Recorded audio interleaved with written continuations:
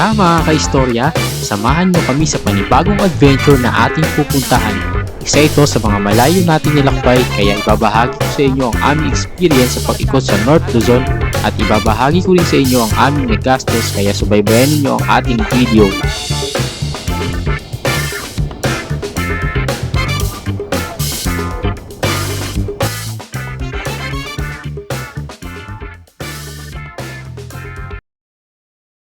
Good day mga kaistorya! Ngayong araw ay lalakbayin natin ang North Luzon Loop na may haba ng mahigit 1,500 kilometers kasama ang PCX White Pirates Pasig Pateros Chapter. October 31, 2023, Tuesday, 10pm ang ating magiging araw at oras ng pag-alis para sa unang araw ng ating paglalakbay. Dito ang ating magiging meeting place along Ortigas, Caltex. Pinangunahan ni Mark Santiago ang team para sa aming magiging sistema sa pagtakbo sa kalsada patungo sa unang destinasyon. At pinangunahan naman ni James ang panalangin para sa paghihinang gabay at basbas para sa ligtas na ating paglalakbay.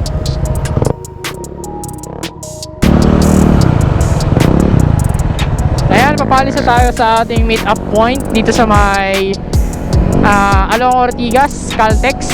Pumunta tayo ngayon sa Plaridel para i-meet ang isa nating kasama.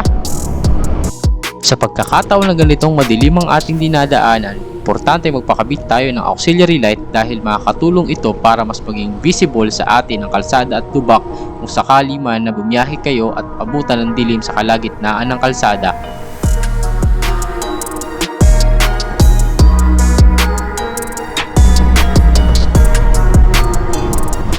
Ang video natin ngayon ay iikutin natin ang North Luzon Loop pa-counterclockwise.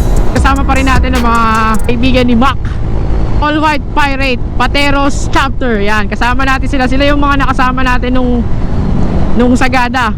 Medyo mahaba-haba yung biyahe natin ngayon. Hindi siya basta-bastang biyahe dahil almost nasa 1,500 kilometers ang lalakbayin natin.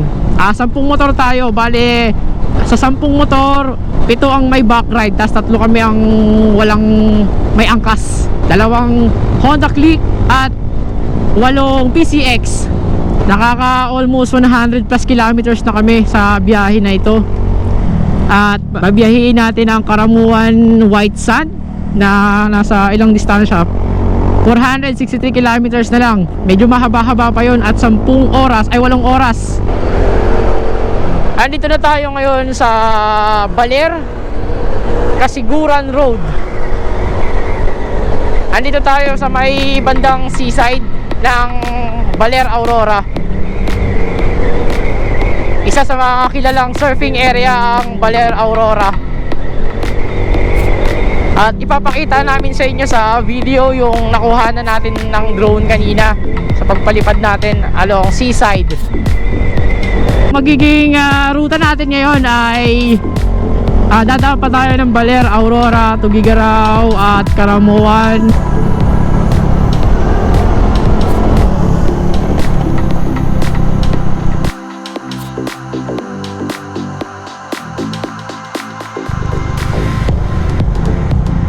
Meron tayong 4 or 5 days na biyahe para ikutin ang North Luzon Loop counterclockwise.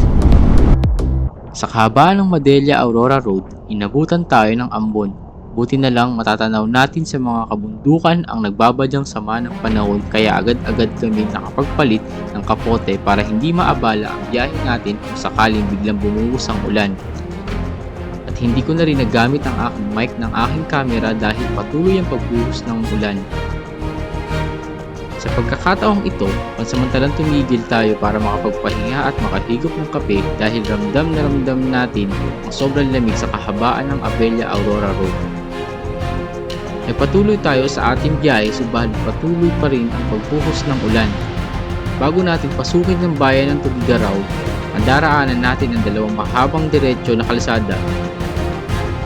Una ay ang Oscaris to Cabatuan na may haba ng 20 km stretch. At ang pangalawa ay ang Rojas to Manitbag na may haba ng 34. Habang binabagtas natin ang kahabaan ng Tugigaraw, patuloy ang pagbuhos ng ulan hanggang makarating tayo sa ating paroroonan.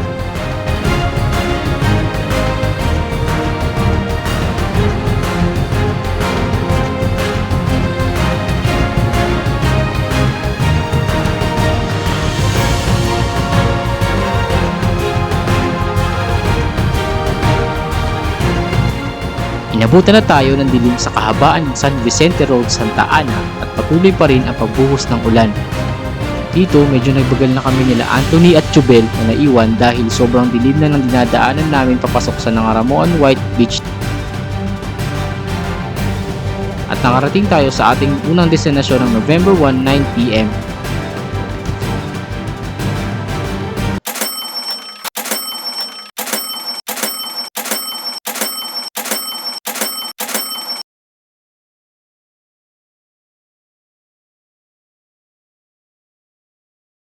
Good morning mga kaistorya, ito ang ating day 2. Kakagising lang natin at hindi na tayo nakapag-video kagabi dahil sa sobrang pagod. Bali nakarating kami dito ng around 9 AM. Nakarating kami dito ng around 9 PM. Bali binyahe namin to ng from Pasig to dito sa may Ilocos, dulo ng norte. Yan, kung makikita nyo dito sa map. Nasa dulo tayo ng norte, bandang kanan. Ayan, sa Karamuan White Sand, dito tayo ngayon. Binyahe natin to ng 23 hours mahigit. Sobrang hassle ang naging biyahe natin along Tugigaraw Road. Nagkaroon ng mahabang pag-ulan, pahinto-hinto, kaya medyo naging matagal ang aming biyahe. Tsaka maraming pahinto-hinto din kami dahil nagkakaroon ng iwanan. Di maiwasan. So ito yung ating day 2 at meron pa tayong 3 araw para maglibot-libot dito sa norte. Ikutin pa natin ang norte pa counterclockwise. So ayun mga kaistorya, bali abangan nyo pa ang ating magiging video at ipapakita ko sa inyo yung view ng Karamuan White Sand. Ayan, ito yung naging higaan natin. Ayan. 1, 2, 3, 4, 5, 6, 7. Bali 7 kami dito sa isang room. So ayan, medyo okay na rin kahit maliit, pero comfortable naman siya tingnan. Tapos yun yung isang mga kasama namin nandito sa kabila. Ito yung mga motor namin, makaparada. Ito yung bundok, tapos yung dagat sa kabila.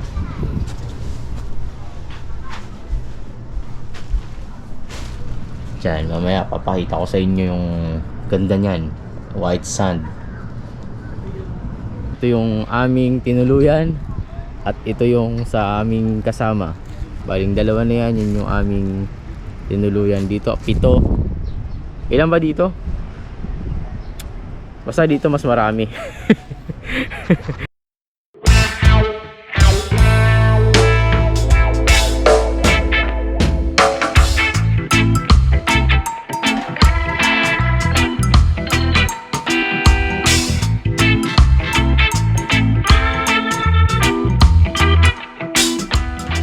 Ang Santa Ana, Cagayan na dating kilala bilang the Paradise of the Northeast na may pino at puting buhangin at may magagandang alon at malinaw na tubig ay isa sa mga pinakabinibisitang destinasyon ng mga turista sa Northern Luzon.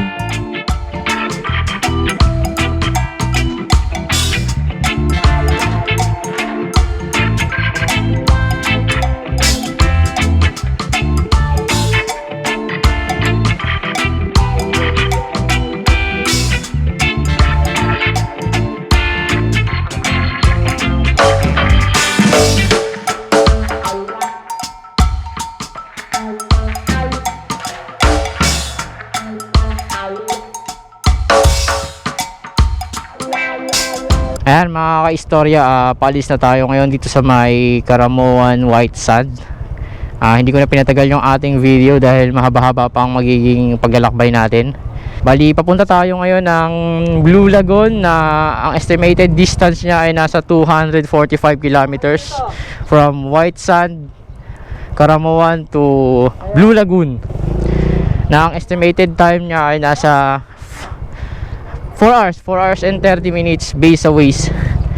Medyo hindi magiging maganda ang weather ngayon sa ating paglalakbay based dito sa ulap. Medyo makapalang ulap. Sana wag tayo abutan ng malakas na ulan dahil kahapon pa tayo pinagtitripan ng panahon. Andito tayo ngayon sa may San Vicente Road. Papunta pa rin tayo sa Blue Lagoon at napahinto muna tayo dahil nagkaroon ng konting problema yung ating motor. Nag-check engine. Ayun, ipapayos natin dito yung ating motor dito. Tapos kumain na rin kami. Meron na lang tayong 3 hours and 38 minutes. Tapos ang distance is 207 from dun sa may pinuntahan natin kanina sa White Sand papunta dun sa Blue Lagoon. Kasama pa rin natin si Anthony at si anong pangalan niya rin? Jasper. White Pirates, Pagin Paderos. Ingat kayo lahat. Monyet, sana nandito ka. Dito pala ni Kuya chinecheck yung sa speedometer na sensor. Gilid ng gulong, sa gilid ng CVT rin. Tapos pati yung battery, i-check din. Itong baterya.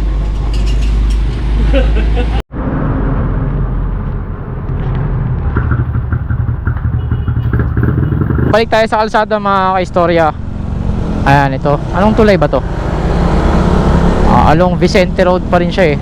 Vicente Road. Hindi ko alam kung anong tawag sa bridge na to eh.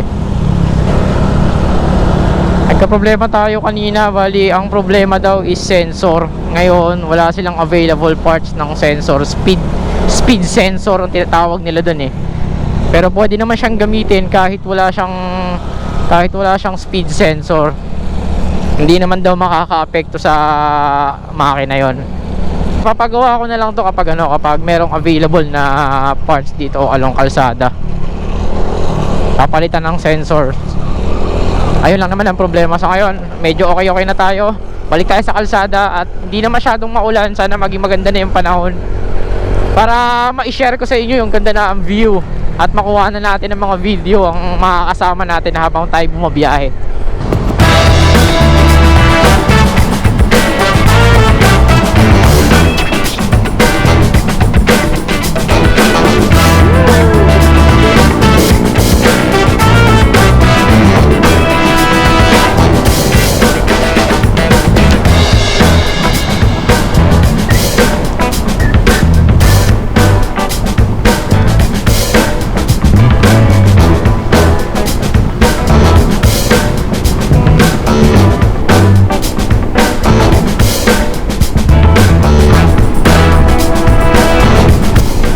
Grabe, ang lawak dito sa may bandang Cagayan Valley Road. Ang lawak ng mga lupain, tas sobrang straight nung ng kalsada. Talagang may uubos mo dito yung yung piga ng throttle mo eh. Tas ng hangin pati. Hindi na may mga takbuhan namin. Ay, naka-zero pa din ako. Yan, sira ang speedometer natin eh. Nasira kanina eh. Dahil siguro sa nabasa. Kahapon kasi laging maghapon mag-uulan. Tsaka sobrang tagal na rin itong motor ko eh. 6 na taon na rin to eh. Hindi ko alam kung ano speed ko. Sobrang straight na kalsada. 9.6 kilometers bago mag-curve. Ganda ng view. Probinsya talaga. Grabe yung naging biyahe natin kahapon mga kaistorya. Sobrang hassle. Kanina naging hassle din yung pag-alis namin dahil sobrang umulan na naman. Nagkaroon na naman ng ulan doon. Kaya ayan, palit na naman kami ng susuotin. Tapos nagka-problema yung gulong ko, lumambot. Tapos yung sensor ko, pero yung sensor na to, check engine, hindi naman daw siya ganun ka big deal pagdating sa pagtakbo ng motor. I mean, pwede siyang itakbo kahit na naka-check engine siya. Wala kasing naging available na parts dun sa pinagano natin eh. At least ngayon, alam na natin kung ano yung sira. Yung speed sensor. Grabe, lawak ng kalsada. Basta straight lang ang kalsada, walang lubak. Maganda takbo natin. Huwag kang malikot ang manibela. Woo! Medyo delikado yun pag tumakbo ka ng bibilis kasi bump road yun eh. Ang ganda ng kalsada dito, grabe, ang presko ng hangin. Yung init niya ngayon, hindi ganun kainit, eksakto lang yung puta may aso. Yung mga nakakatakot sa ganitong maluluwag ang kalsada eh. Ayan, uminit na siya. Okay din, para matuyo naman yung mga suot namin basa. Medyo mabilis ang takbuhan namin ngayon. At medyo komportable na rin tayo tumakbo ng mabilis ngayon kasi maluwag. Ito tayo, nasa Apari! Dito na tayo ngayon, bandang Apari Arco. So huminto muna tayo dito para mag picture. So time check, 2:38 PM. Estimated time arrival 3 hours. Yan mga kaistorya, dito na tayo sa Manggapit Bridge.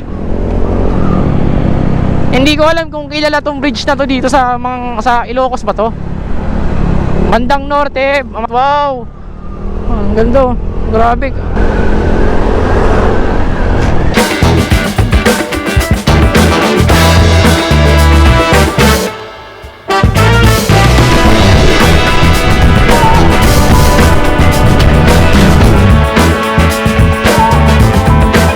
Ayan, medyo maulan dito, maliwanag dito.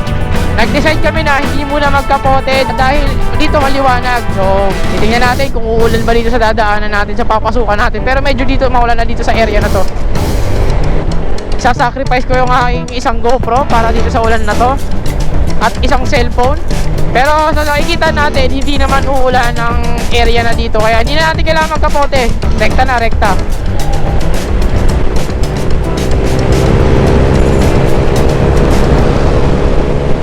Time check, it's 4:47 PM. And sila Makmak ang nauuna, Mark Santiago at ang kanyang partner in life, Miss Melay. Andito na tayo sa Arco ng Claveria, ang boundary ng Sanchez Mira at Claveria. Ayan. Oh, meron na lang tayong 63 kilometers. Uy, ito. What a stuff.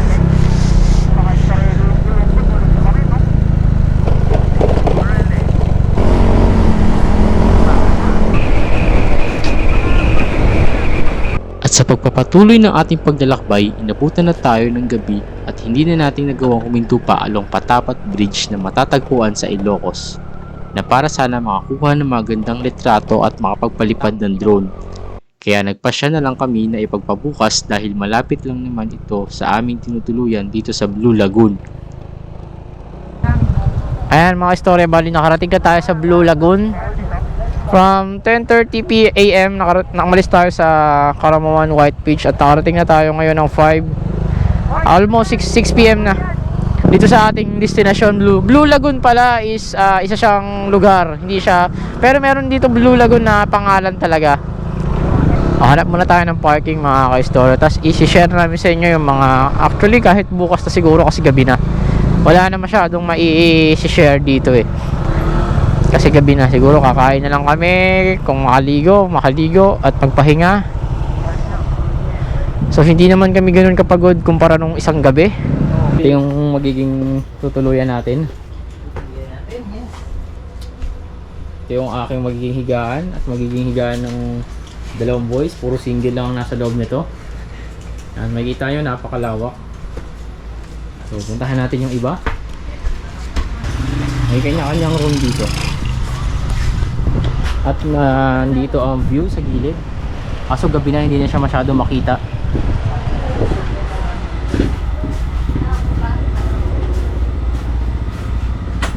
Nakas kasi mga pinto nila dito.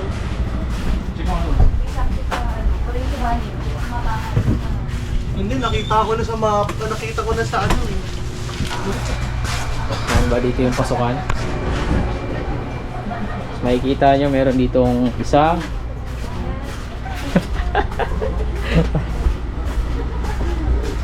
Dalawa. At sa pangatlong room. Ayan, pangatlo. So dito sa dulo, wala na dito eh. Wala na, dead end na. Medyo maliwalas ang ating tutuluyan dito mga ka-istorya. So bukas na lang at kailangan pa nating magpahinga para makabawi ng lakas. Tingnan natin kung ano pa mga activities magagawin natin bukas. Babalikan din natin yung tulay na hindi natin nahintuan kanina.